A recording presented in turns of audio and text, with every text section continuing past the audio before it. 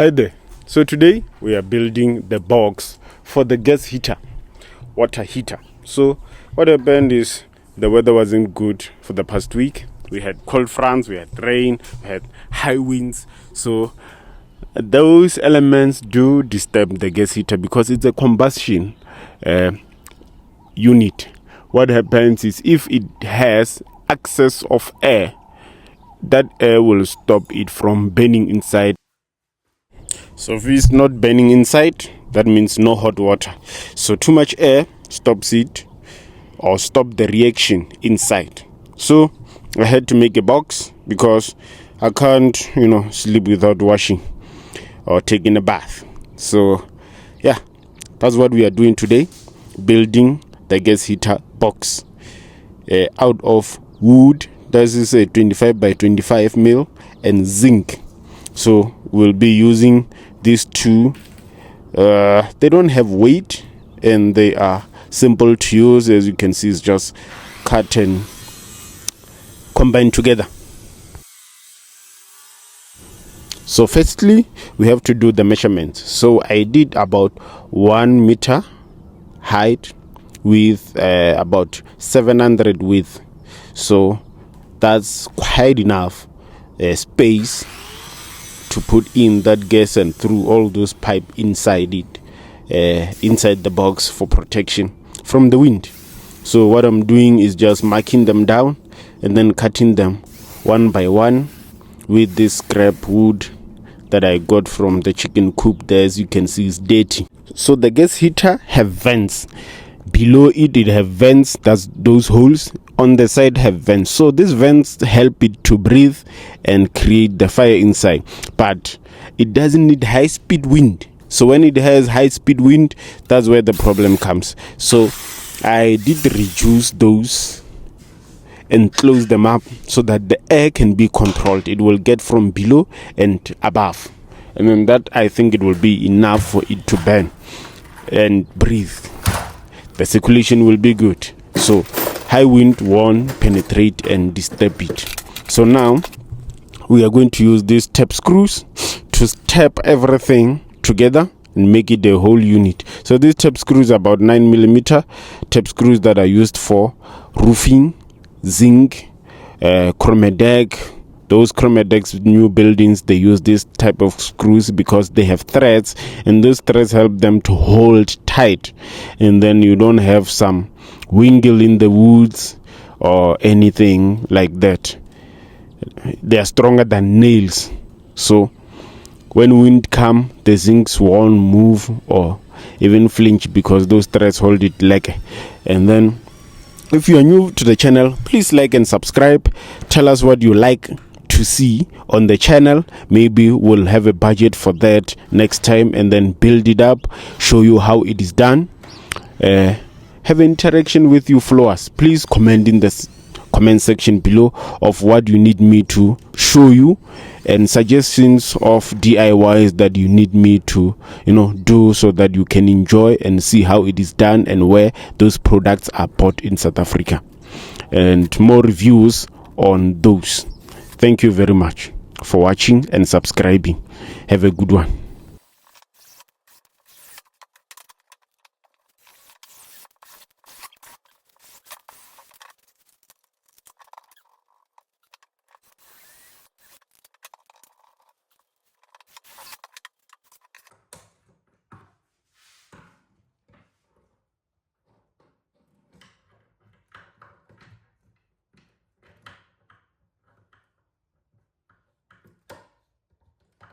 So by the help of the clamps, I can hold them tight down and then screw nicely and simple.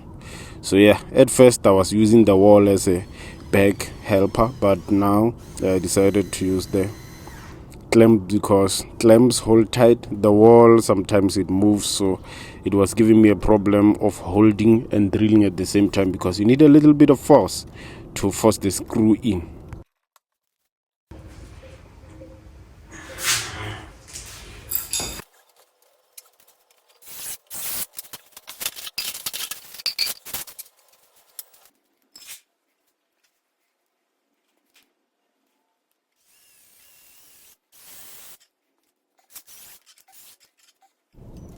So now I'm combining the box, making it a solid 1 unit. As you can see at the corners, I'm still using the same 9mm tap screw. It's a little bit a challenge because it's on the floor. I don't have anywhere to clamp to, but anyway, main make a plan. It worked.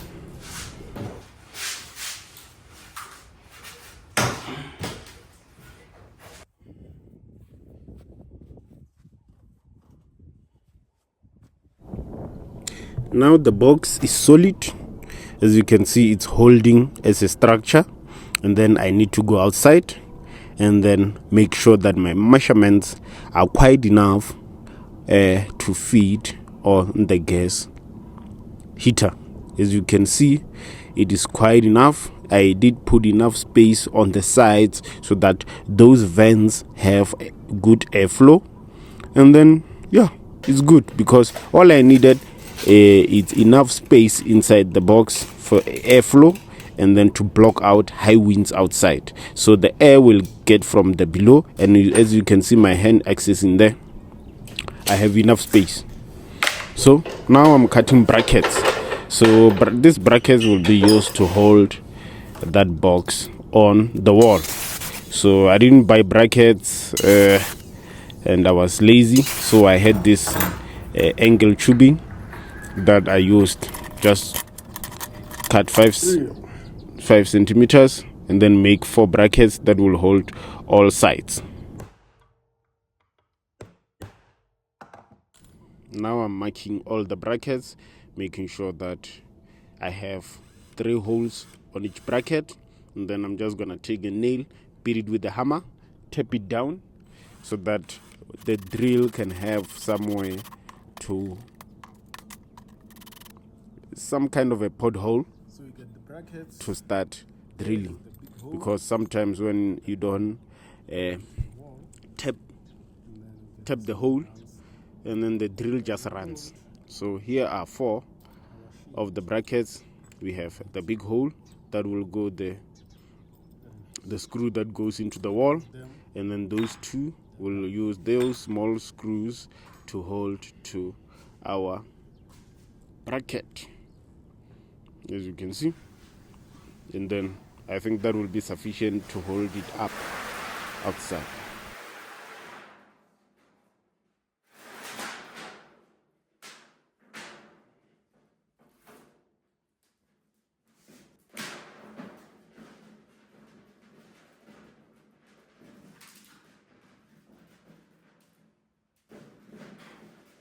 So this is the zinc I'm going to use. This is just a simple 1.6 mil zinc, and then I'm just going to make some accurate measurements, and then cut it with the blade. I needed to use the scissor, but I saw that the scissor will just take time, so I just took a angle grinder and then cut it down smoothly after measuring with this angle ruler so that the line is precise and straight.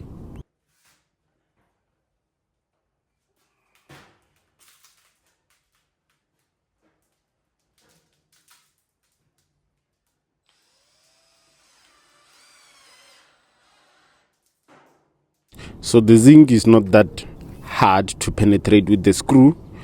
It's flimsy, is thin, very thin. So as long as you apply a little bit of pressure, the screw just goes in. You don't need to tap with a drill bit or anything before. You just screw right through it, and then it just holds very nice like that. And then also the good part about zinc, it's flexible. It can bend nicely at the corners, and then your work is done smoothly nice.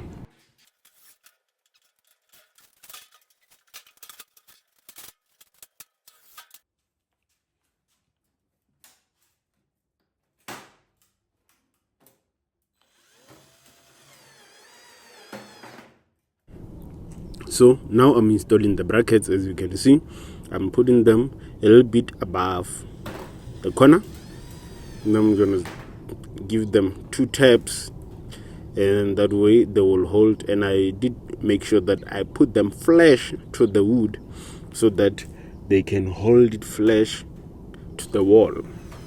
So yeah, that you must make sure, because if you put it way up or back not flush, is going to create a problem in levels.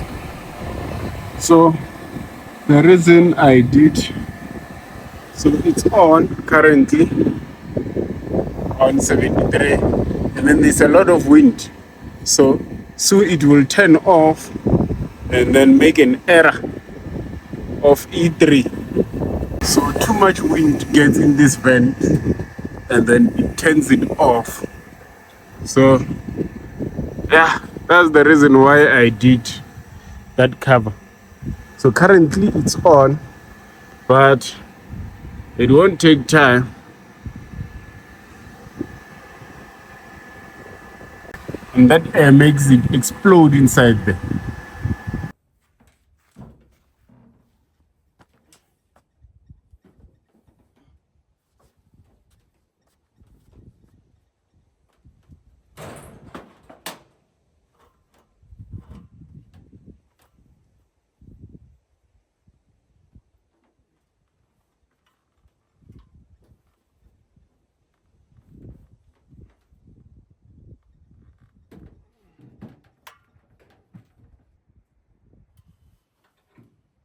So now I'm just positioning it, marking the holes in the brackets so that I can have a reference when I drill into the wall.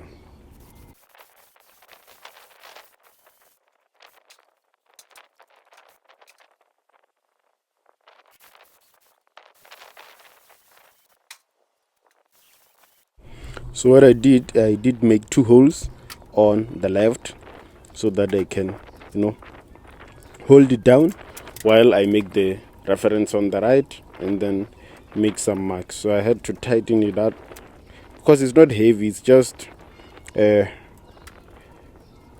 by 2s, 25 by 25 wood by zinc. So it's not heavy. Even if I hold it with 2 bolts that side, it won't do anything. So as you can see, it's holding, and then I'm marking the other side. And then after that, we are done.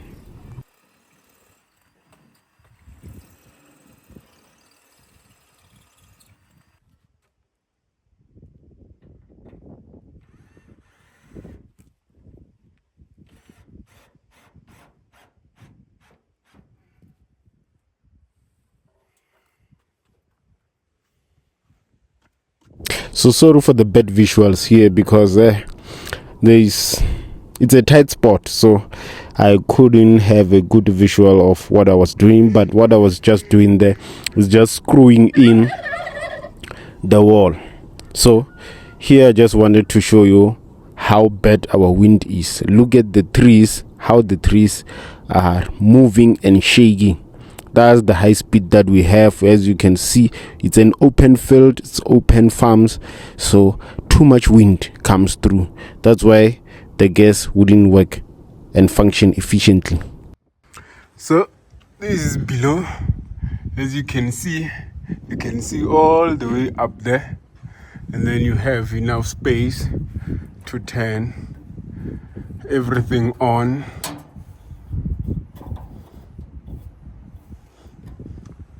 Like that, and then it's well protected.